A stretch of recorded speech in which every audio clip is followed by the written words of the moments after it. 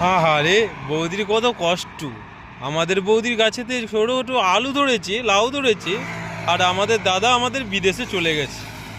ভারী অন্যায় হয়েছে, ভারী কষ্ট। বৌদি আমাদের খাওয়াবে কচি কচি লাউ, বৌদি আমাদের খাওয়াবে কচি কচি লাউ। বৌদি, তোমার বাগানের লাউয়ের কত দাম? প্রথমবার ঢোকাতে সবার কষ্ট হয়।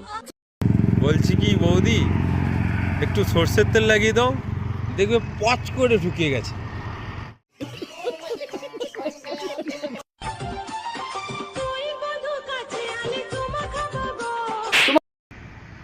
তোমাকে আমি বাংলা কথা বলছি, শোনো বৌদি, আমার ঝাড়ের বাস গাঁড়ে নেবার কোনো দরকার নেই।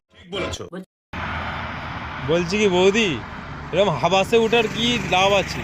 দাদাকে ডাকলে পরে